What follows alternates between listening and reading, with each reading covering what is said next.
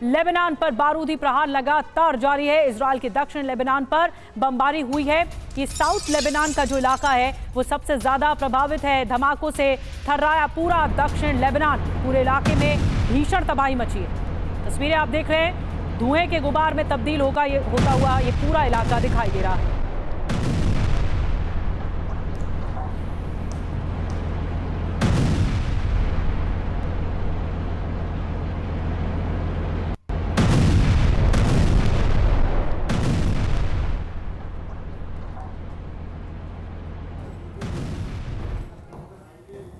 और बड़ी खबर है साउथ लेबनान से। दक्षिण लेबनान में भीषण हवाई हमला हुआ है। आईडीएफ ने आयता अल शाब पर बम दागे हैं। ये देखिए तस्वीरें। इजराइल के फाइटर जेट्स ने यहां पर बमबारी की है। बमबारी के फौरन बाद की ये तस्वीरें इस वक्त टीवी 9 भारतवर्ष पर आप देख रहे हैं। इजरायली फाइटर जेट्स ने किस तरह से इस इलाके को दहला दिया। आयता अल शाब में किस तरह से बम धमाके हुए हैं, ये तस्वीरें आपके सामने।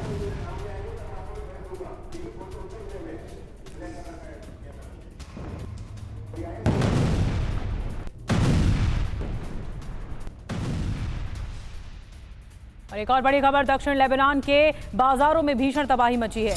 नेबत्ते है इसमें। नेबत्ते में बमबारी के बाद आग लग गई। इजरायली हमले के बाद पूरे इलाके में दहशत फैली हुई है।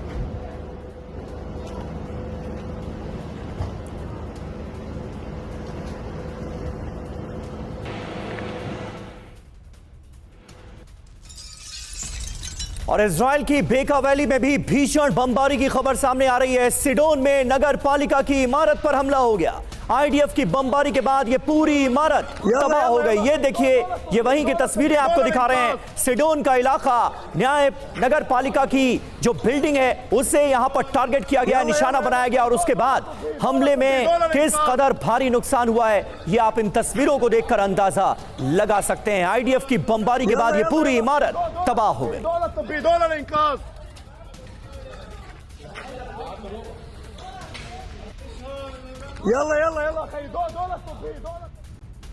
एक और बड़ी खबर, लेबनान वॉर पर यूएस इजराइल में टेंशन बरकरार है। नसरल्ला की हत्या से नाराज है अमेरिका। अमेरिका 21 दिनों का युद्ध विराम चाहता है और ये चाहता था अमेरिका, लेकिन ऐसा हो नहीं पा रहा। नसरल्ला की हत्या के बाद बातचीत रुकी हुई है।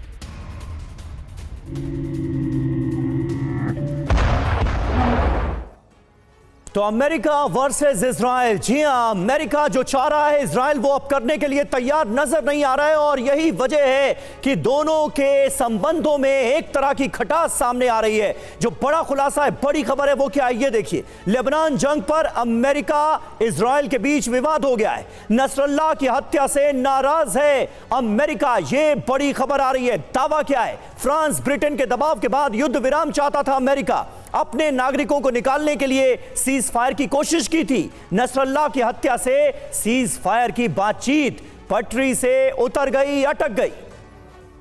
जी हां, सवाल क्या है अब ये देखिए। क्या नसरल्ला की हत्या के बाद यूएस ने इजराइल को अकेला छोड़ा है?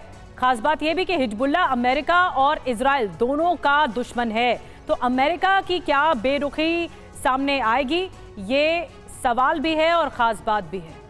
तो हिजबुल्ला अमेरिका और इजराइल दोनों का दुश्मन था, लेकिन हिजबुल्ला के चीफ नसरल्ला के मारे जाने के बाद अब अमेरिका और इजराइल कई मुद्दों को लेकर आमने सामने नजर आ रहे हैं। पूरा मसला क्या है समझने की कोशिश करेंगे। हमारे साथ इस वक्त कुछ खास मेहमान मौजूद हैं, उनसे आपका तारुफ करा दें। मेजर जनरल ब्रजेश कुमार हमारे साथ जुड़ चुके हैं। डॉक्टर राजीव नयन विदेश मामलों के जानकार हैं, वो हमारे साथ मौजूद हैं। एम्बेसडर योगेश गुप्ता भी हमारे साथ इस वक्त मौजूद हैं। लेकिन सबसे पहले आपको लिए चलूंगा तेल अवीव, जहां मौजूद है हमारे सहयोगी मनीष झा। और जानकारी दे दें कि बेरूत से सुमित चौधरी भी इस वक्त वॉर जोन से हमारे साथ कनेक्ट हो चुके हैं। तेल अवीव से मनीष, क्या जानकारी मिल पा रही है? क्योंकि अब खबरें तो ये सामने आ रही हैं कि अमेरिका जो चाह रहा है इजराइल वो करने के लिए तैयार नहीं है। और एक तरह से इजराइल को अमेरिका ने अकेला छोड़ दिया है, कहा यहां तक जा रहा है। हो क्या रहा है इस वक्त? तेल अवीव से क्या जानकारी? से यानी कि 7 अक्टूबर को हमास के हुए हमले के बाद से इजराइल को अमेरिका के साथ एक अजीबोगरीब किस्म से डील करने आ गया है। यानी कि अमेरिका नाराज रहते हैं, बाइडेन बहुत सारे पॉलिटिकल स्टेटमेंट देते हैं, लेकिन नेतन्याहू को जो करना होता है नेतन्याहू करते रहते हैं। फिर चाहे वो गाजा में कंटिन्यू एयर स्ट्राइक की बात हो या फिर हिजबुल्लाह के खिलाफ नसरुल्लाह के मारे जाने से लेकर बेरूत तक लगातार की जा रही बमबारी। और अब आगे क्या? अब आगे भी यही होना है कि जब ईरान के खिलाफ इजराइल ने अपना एक्शन लेने का प्लान बनाया है, तब भी अमेरिका की तरफ से चाहे जो कुछ कहा गया हो बाइडेन और नेतन्याहू की बातचीत के दरमियान भी, लेकिन इजराइल ने अपने टारगेट लॉक कर दिए हैं। और कहा गया था कि यौम किपुर का केवल वेट किया जा रहा है। रात में यौम किपुर जो इनका सबसे बड़ा फेस्टिवल है वो खत्म हो चुका है। आज का दिन यानी कि रविवार को माना जा रहा है कि रविवार को इजराइल की तरफ से अटैक किया जा सकता है। ऐसा बहुत सारे सिक्योरिटी एस्टेब्लिशमेंट से जुड़े लोग कह रहे हैं कि केवल इंतजार था यौम किपुर का, वो ओवर हो चुका है और आज का दिन या आज की रात ईरान के लिए बेहद भारी साबित हो सकता है। जी, तो आज की रात ईरान के लिए भारी साबित हो सकता है। क्या बड़ा अटैक करेगा इजराइल, सबसे बड़ा सवाल यह है। लेकिन अमेरिका नाखुश है इजराइल से। जिस तरह से नसरल्लाह की मौत हुई उससे अमेरिका नाराज दिख रहा है। आएंगे मनीष आपके पास बेरूत से, हमारे साथ सुमित भी उनके पास भी चलेंगे। लेकिन बड़ी खबर बता दें, लेबनान से इजराइल पर ताबड़तोड़ प्रहार जारी है। हिजबुल्लाह ने एक्रे शहर पर मिसाइल दागी है। मिसाइल हमले में इमारत की छत पूरी तरह से खत्म हो गई, तबाह हो गई। कई लोगों के घायल होने की खबरें भी मिल रही हैं।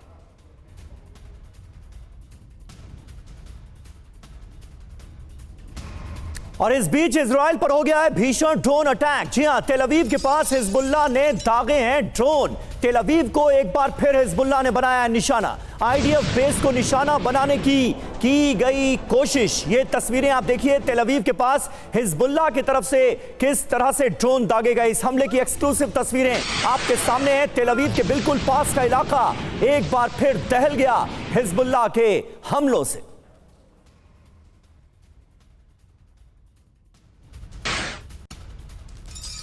और अगली बड़ी खबर आपको बता दें, हिजबुल्लाह की इजराइल को चेतावनी। हिजबुल्लाह का इजराइल को हराना टारगेट है। हिजबुल्लाह प्रवक्ता मोहम्मद अफीफ का दावा सामने आया है कि इजराइल को हराना है। इजराइल में विनाश हमारा मकसद है। इजराइल का जो विनाश होगा वही एकमात्र मकसद इस वक्त हिजबुल्लाह का नजर आ रहा है।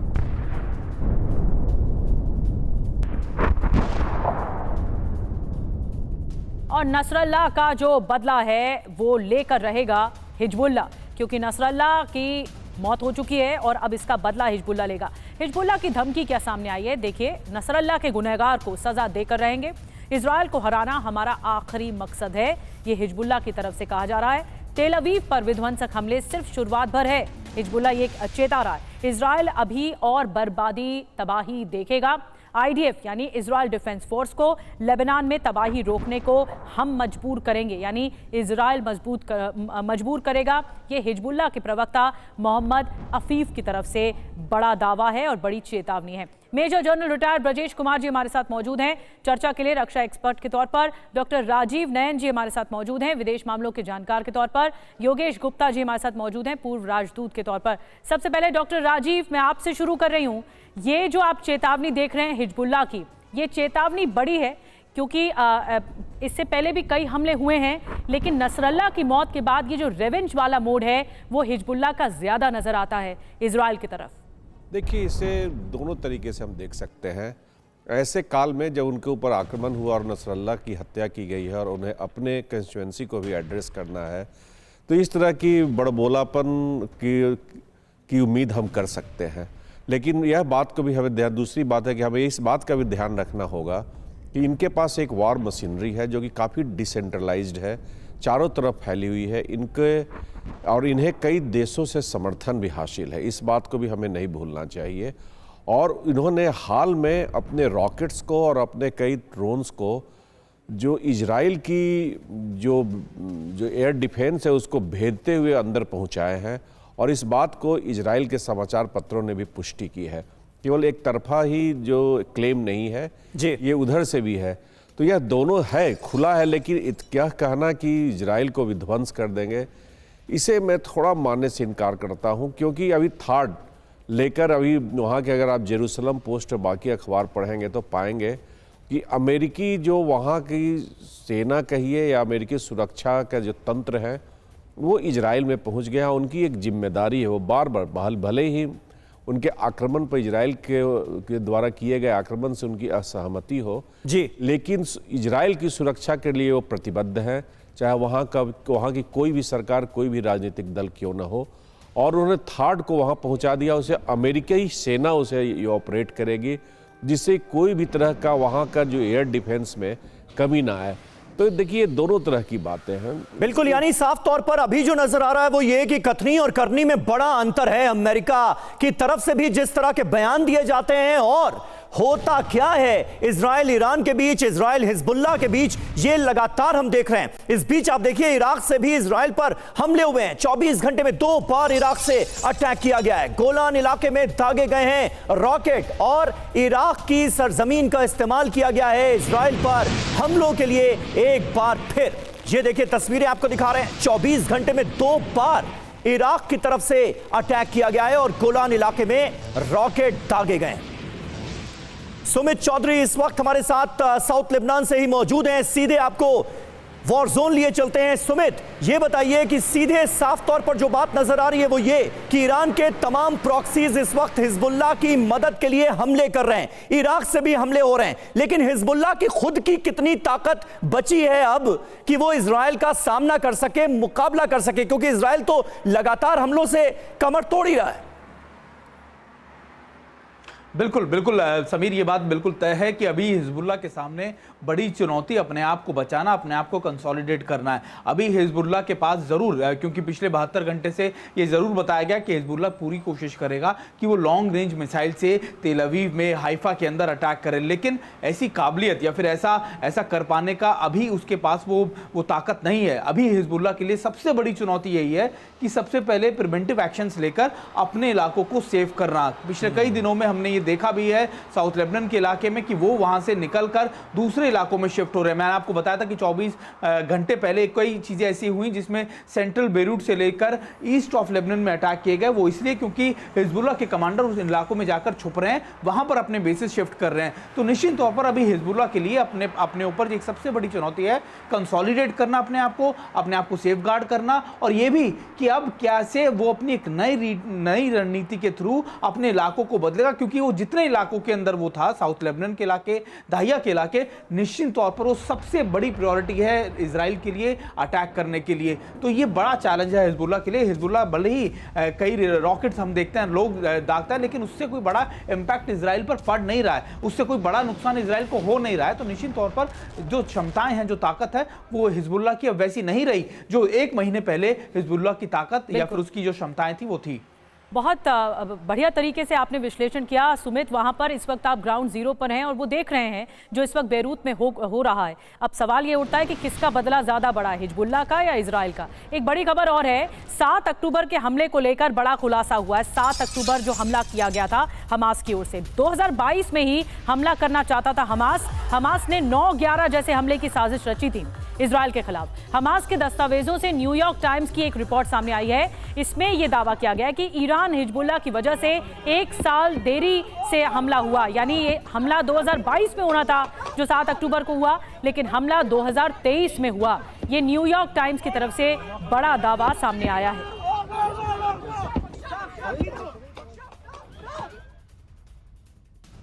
तो देखिए ऑपरेशन 7 अक्टूबर को लेकर वर्ल्ड एक्सक्लूसिव जो जानकारियां सामने आई हैं, ये अपने आप में नई हैं और चौंकाने वाली भी। क्या कहा गया है इस रिपोर्ट में, आइए आपको तफसील से बताते हैं। इजराइल पर 2022 में ही हमला करना चाहता था हमास, यानी आप अंदाजा लगाइए हमास की ये कितनी बड़ी प्लानिंग थी और कितने पहले से ये प्लानिंग की जा रही थी। हमास इजराइल पर 9/11 जैसे बड़े हमले की तैयारी में था। ये भी कहा गया है इस रिपोर्ट में, हमले से पहले ईरान, हमास और हिजबुल्लाह की कई बड़ी बैठकें हुई, यानी ईरान ने अपने प्रॉक्सीज के साथ मिलकर पूरी रणनीति तैयार की। इसके संकेत मिलते हैं। हमले के लिए सिनवार ने ईरान से $500 की मांग भी की थी, यह भी जानकारी सामने आई।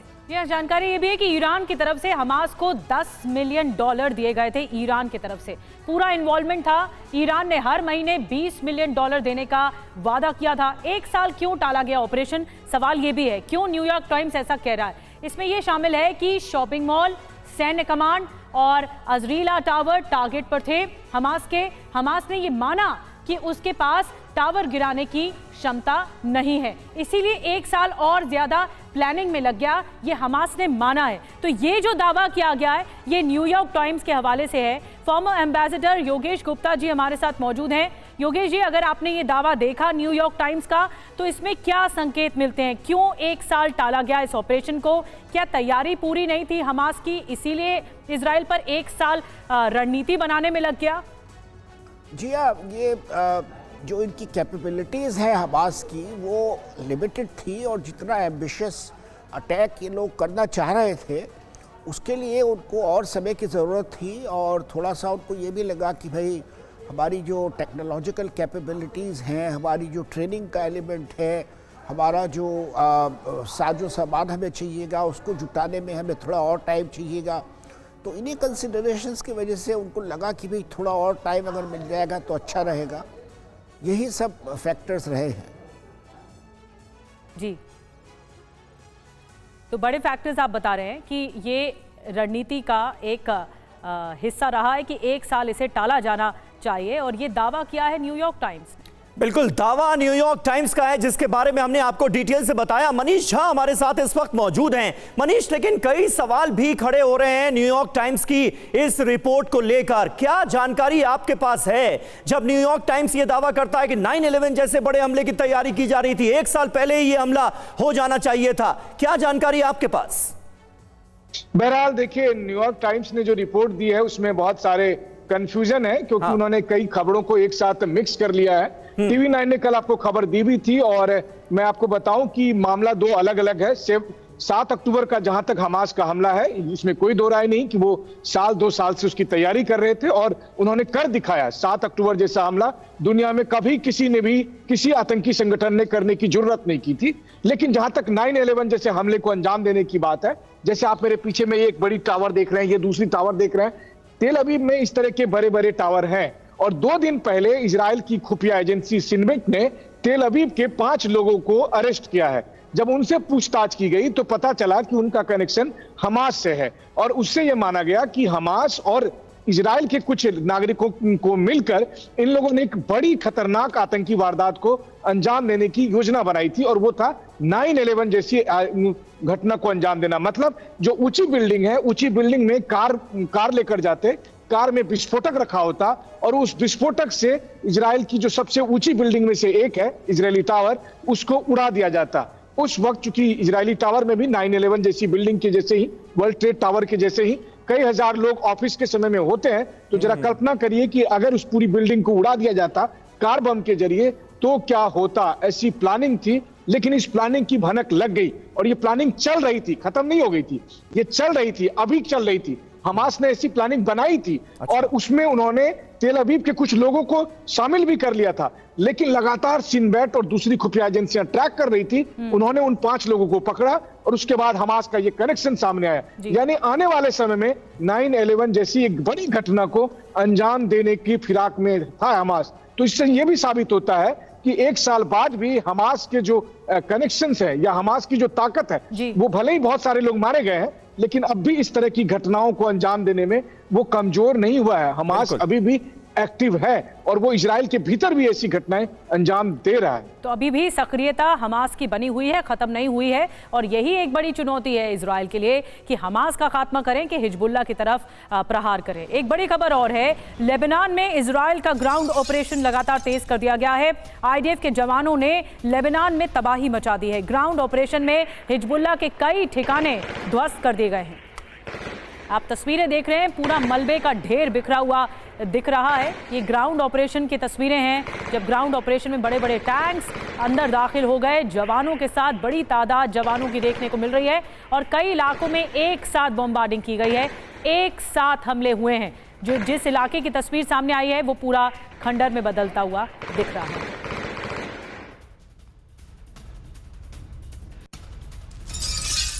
और अब उत्तरी लेबनान पर हमले की जा रही है तैयारी। जी हां, नॉर्थ लेबनान पर हमले की तैयारी है। IDF ने उत्तरी लेबनान को खाली करने को कहा। उत्तरी लेबनान में हिजबुल्लाह के कई गढ़ होने की खबरें हैं। हिजबुल्लाह के ठिकानों पर हमले की बड़े पैमाने पर इजराइल की तैयारी सामने आई है।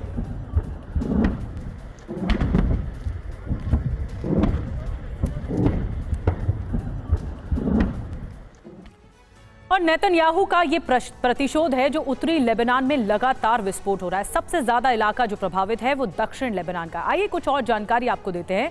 दक्षिण लेबनान के बाद उत्तरी लेबनान में अब ऑपरेशन को आगे बढ़ाया जा रहा है। अब तक जितनी भी तस्वीरें आप देख रहे हैं वो दक्षिण लेबनान से आ रही हैं।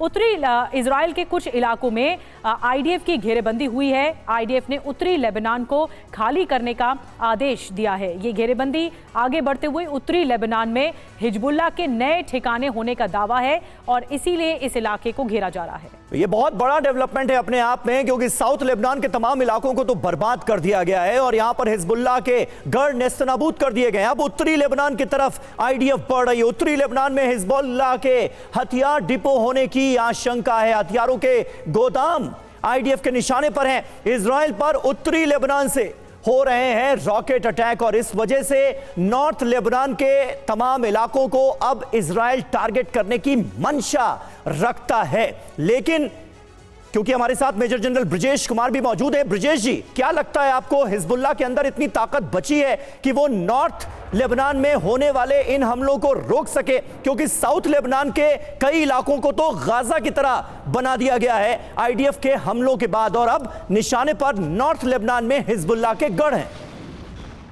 समीर, हिजबुल्लाह एक फिर भी काफ़ी क्रेडिबल ऑर्गेनाइजेशन है। पिछले 3 बार जब इजराइल से संघर्ष हुआ, पहली 2006 में, फिर 2014 और 18 में, तो हिजबुल्लाह को ये इजरायली आईडीएफ नष्ट नहीं कर सका। हालांकि आजकल जो हम देख रहे हैं जी, इसने चुन चुन करके हिजबुल्लाह को कमज़ोर करने की अच्छी तरह से कोशिश की है और सक्सेसफुल भी रहा है। और इजराइल को लेबनान से कोई लगाव नहीं है या कोई वास्ता नहीं है। वो पहले हिजबुल्लाह के कमांडर्स को चुन चुन के मारता है, उनके ऑपरेटर्स को मारता है, उनकी कमांड एंड कंट्रोल सेटअप को ख़राब करता है और उनकी वॉर मशीनरी को डिग्रेड करता है। तो अगर देखते हैं कि वो उनके मिसाइल डंप्स या एमुनिशन डंप्स या हेडक्वार्टर्स पे जाता है तो वो उसका लिमिटेड रोल है और उसका एम भी यही है।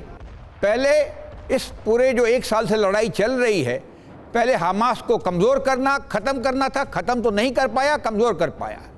और दूसरा उसका ध्यान है हिजबुल्लाह के ऊपर में, जो कि उसके साथ नज़दीक चिपका हुआ है।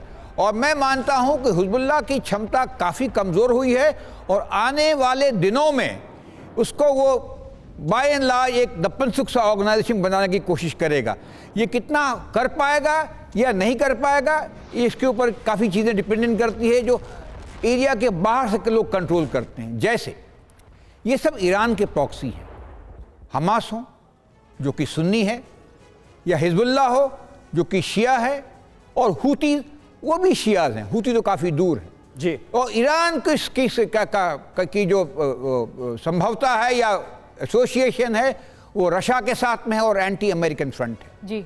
रशिया लड़ाई कर रहा है यूक्रेन में भी, और वहाँ भी पीछे से कौन है? अमेरिका। तो ये सब तो लोकल लेवल पर जो चीज़ें हो रही हैं, इसका बड़ा गेम कहीं बाहर खेला जा रहा है डिप्लोमेटिक वर्ल्ड के अंदर। और अभी जो हम देख रहे हैं पिछले 2 हफ्तों में, जब से इजराइल ने हमला किया है इनके लीडरशिप के ऊपर में, उसके पहले हानिया को मारा था, तो इजराइल ने खुलकर चुनौती दी है ईरान को, आओ हमसे खुल के लड़ें।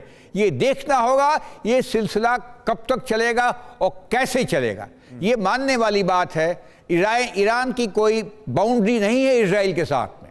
अगर वो हरकत कर सकता है तो मिसाइल के द्वारा कर सकता है, यूएवी के द्वारा किया भी उसने, ब्रजेश जी, जो कि उसने किया भी। ईरान ने बैलिस्टिक मिसाइलों से इजराइल को निशाना बनाया था, ताबड़तोड़ हमले किए थे, लेकिन अभी तक इजराइल की तरफ से उसका डायरेक्ट जवाब नहीं दिया गया। इसीलिए आशंका यह जताई जा रही है कि इजराइल की तरफ से ईरान पर हमले कभी भी हो सकते हैं और बड़े हमले मुमकिन। जी, एक बड़ी खबर और है, ब्रजेश जी आएंगे आपके पास। एक बड़ी खबर है, लेबनान में इजराइल की एयर स्ट्राइक हुई है।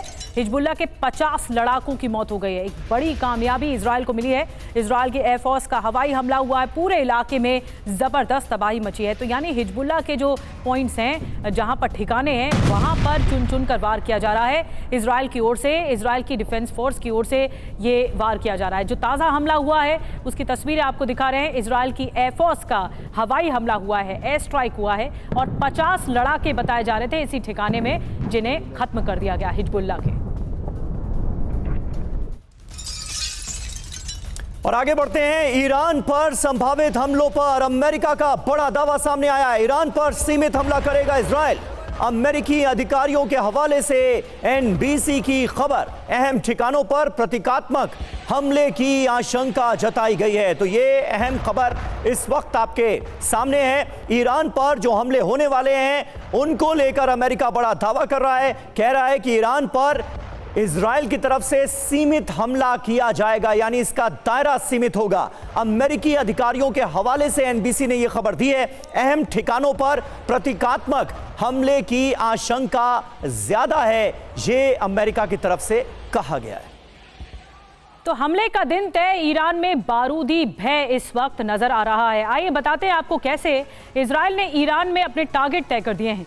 ईरान में सीमित ठिकानों पर हमला होगा, स्पेसिफिक हमला होगा, एटमी साइट, ऑयल डिपो पर प्रतीकात्मक हमले होंगे, ऊर्जा ठिकाने, सैन्य ठिकानों पर हमले का प्लान बनाया गया है। अमेरिकी अधिकारियों के हवाले से ये बहुत बड़ा दावा है। ईरान पर कब हमला होगा इजराइल ने ये नहीं बताया है। ये जो कर्सी है या सोर्स है वो एनबीसी के हवाले से सामने आया है। इसके बारे में और क्या डिटेल मिल रही है, अभी ग्राउंड ऑपरेशन के बारे में और ज़्यादा जानकारी सुमित हमें दे रहे हैं, बेरूत से जो हमें जुड़ रहे हैं। सुमित, इजराइल ने प्लान बनाया है कि ईरान पर स्पेसिफिक वॉर होगा और जिसमें न्यूक्लियर वॉरफेयर भी शामिल होगा। क्या कुछ डिटेल इस बारे में मिल रही है और इस वक्त ग्राउंड पर क्या चल रहा है? देखिए, जहां तक ईरान पर हमले की बात कही जा रही है तो शायद हो सकता है कि भले ही इजराइल ईरान पर कई कुछ पिन पॉइंटेड लोकेशंस पे टारगेट करे, लेकिन ईरान भी अभी नहीं चाहता कि वो इजराइल के साथ सीधे तौर पर जंग के अंदर आ जाए, क्योंकि ईरान को कई चीज़ों के अंदर नुकसान है। उसके इकोनॉमिक बेनिफिट्स खराब होंगे, उसके न्यूक्लियर प्रोग्राम डिस्टर्ब हो जाएंगे। तो निश्चित तौर पर इसीलिए अगर आप देखें तो ईरान जो है वो लगातार अपने प्रॉक्सीज को लगातार मजबूत करा, और जंग के मैदान में या जंग से पहले हमेशा प्रॉक्सीज बनाए ही इसलिए जाते हैं कि सीधे तौर पर किसी भी देश को जंग में उतरना ना पड़े। तो अभी ईरान का पूरी कोशिश ये होगी कि वो भले ही इजराइल के साथ कन्फ्रंटेशन में आने से पहले ना सिर्फ हिजबुल्लाह को बल्कि इराक में, सीरिया में बैठे अपने जो प्रॉक्सीज हैं उनको एक्टिवेट करे। और वो इसलिए भी ज़रूरी है क्योंकि इजराइल के सामने भी ये चुनौती होगी कि सबसे पहले अपने बॉर्डर एरियाज के आसपास बैठे हुए जो प्रॉक्सीज हैं उनको कहीं ना कहीं सेटल करना, और उसके बाद अगर कोई आप कह सकते हैं कि बड़े एक्शन प्लान की तैयारी होगी तो वो ईरान की तरफ होगी, क्योंकि ईरान की जद जो है, ईरान का जो एरिया है बहुत दूर है और इजराइल ये बेहतर जानता है कि उसके लिए अभी सबसे प्राथमिकता है हिजबुल्लाह, हमास। बिल्कुल बिल्कुल सुमित, ये बहुत इंपॉर्टेंट है। लेकिन क्या ऐसा होगा, क्या ये मुमकिन है? तेल अवीव की तैयारियां कैसी हैं, जरा मनीष हमें बताइए, क्योंकि डायरेक्ट इन्वॉल्वमेंट तो हो चुका है, ईरान ने इजराइल पर हमला कर दिया है और अब इजराइल की तरफ से तैयारियां क्या है? क्या ये मुमकिन है कि इजराइल डायरेक्ट ईरान पर हमला करे? आशंकाएं तो बहुत सारी हैं हर किसी के जहन में। देखिए, सबसे बड़ी बात यह है कि 1 अक्टूबर को ईरान के हमले का हर हालत में इजराइल इंतकाम लेगा। यह बात इजराइल के प्रधानमंत्री, इजराइल के रक्षा मंत्री और इजराइल के एक व्यक्ति कह रहे हैं। तो ऐसे में इजराइल का विड्रॉ करने का कोई तो विकल्प है ही नहीं। बाकी यह है कि इजराइल और अमेरिका की जो भी बातचीत हो जाए, आप ध्यान करें कि जब भी इजराइल ने बड़े हमले किए हैं तो हर बार व्हाइट हाउस की तरफ से यही कहा गया कि हमें नहीं कुछ पता, हमें इजराइल ने नहीं बताया कुछ। इस बार भी इसी तरीके की चीजें होगी।